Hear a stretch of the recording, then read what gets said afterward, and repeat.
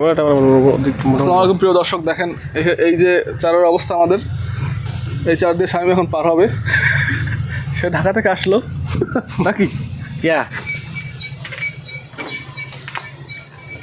দেখছেন এই জায়গায় পড়লেও কিছু হবে না।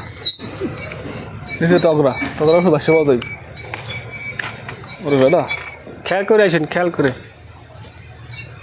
এটা লড়ে। কিন্তু আমাদের এই ব্রিজের কাজ শুরু হয়েছিল, পরে আর কাজ করে না সরকার পতন হওয়ার পর। এখন কি করুন? আপনারা সাইডে যাবেন, ওইখানেই বসেন, ওইখানে ভিতরে বসেন।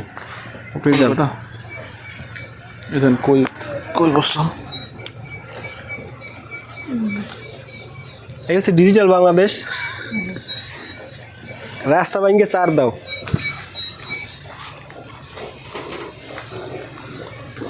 আমাকে বাংলাদেশে এখন এত উন্নতি হইতেছে, ব্রিজ ব্যাংকে সার করে।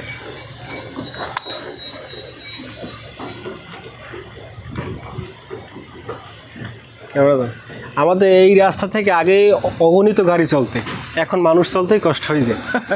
কিছুদিন পরে কী হবে অবস্থা? দিলেই চলতে পারবে না।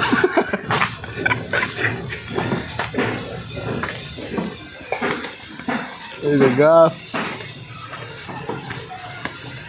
আমাদের এই রাস্তা যখন গাড়ি চলছে তখন ওই পার টই পার কোনো গাড়ি তো দূরের কথা, মানুষই যাইতো না। এখন ওই পার সব ক্লিয়ার। আমরা এখানে এখন মানুষ চলতেই কষ্ট হয়ে যায়। এটা আমাকে সৌভাগ্য না দুর্ভাগ্য? এটা আমাদের কপাল। সৌভাগ্য না দুর্ভাগ্য না, এটা আমাদের কপাল।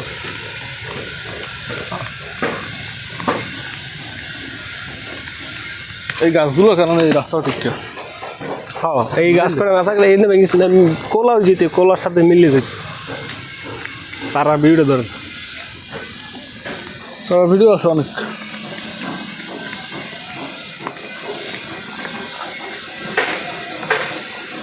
তাও শহরের সাথে গ্রাম ভালো হবে কোনো। সেটা তো অবভিয়াসলি, কিন্তু মেইন হচ্ছে যে মানুষ যাতায়াতের জন্য রাস্তাঘাট তো লাগবে। হ্যাঁ, সেইটা তো আমাদের নাই। নৌকায় চলো। নৌকায় চললে তো ডিজিটাল বাংলাদেশ হয় কি? ডিজিটাল ধরবো, কিন্তু ডিজিটালের ভিতরে চলতে পারবো না।